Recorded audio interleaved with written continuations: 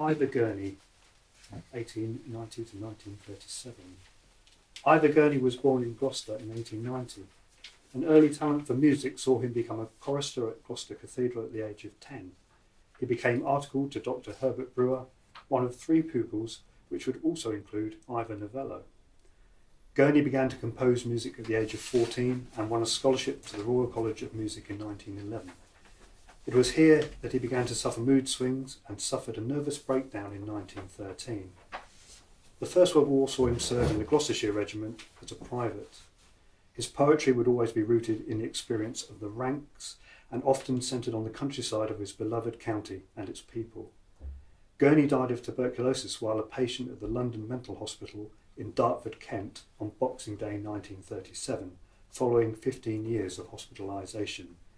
Edmund Blunden had visited Gurney here, remembering him singing and praying to a naked sky.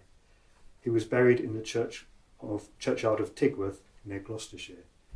In 1954, Edmund Blunden edited the first published collection of Ivor Gurney's poetry, thus bringing one of the war's finest poets and musicians to the wide audience it so richly deserves. To read Ivor Gurney's De Profundis and the Silent One, we have our own live Stansfield poet, Derek Adams. De Profundis. If only this fear would leave me, I could dream of Crickley Hill, and 100,000 thoughts of home would visit my heart in sleep.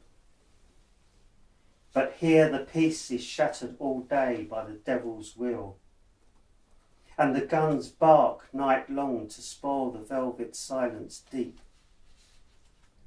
Oh, who could think that once we drank in quiet inns and cool, and saw brown oxen trooping the dry sands to slake their thirst at the river flowing, or plunged into a silver pool to shake the sleepy drowse off before well wake? We are stale here. We are covered body and soul and mind with mire of the trenches, close clinging and foul.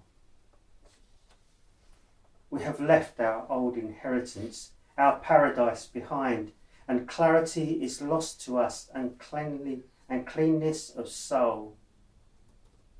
Oh, blow here, you dusk airs and breath of half-light, and comfort despairs your darlings that long night and day for the sound of your bells or a sight of your tree-bordered lanes.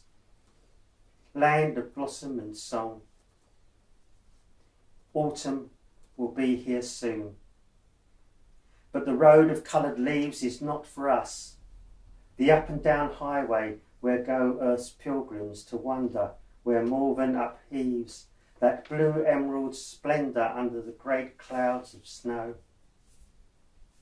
Some day we'll fill in trenches, level the land and turn once more joyful faces to the country where trees bear thickly for good drink and where strong sunsets burn. Huge bonfires of glory. O God, send us peace. Hard it is for men of moors or fens to endure exile and hardship, or the Northland grey drear. But we of the rich plain of sweet airs and pure, O death would take so much from us. How should we not fear?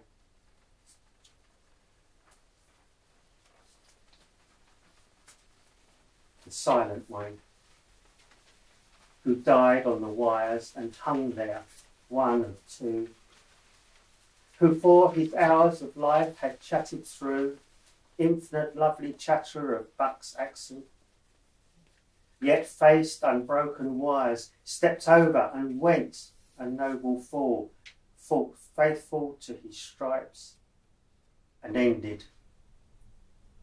But I, weak, hungry and willing only for the chance of line, to fight in the line, lay down under unbroken wires, and saw the flashes and kept unshaken, till the politest voice, a finicking accent, said, Do you think you might crawl there? There's a hole. Darkness shot at. I smiled, as politely replied, I'm afraid not, sir.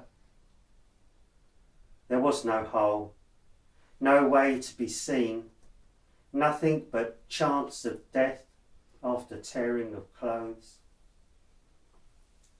Kept flat and watched the darkness, hearing the bullets whizzing and thoughts of music, and swore deep hearts, deep oaths, polite to God, and retreated and came on again.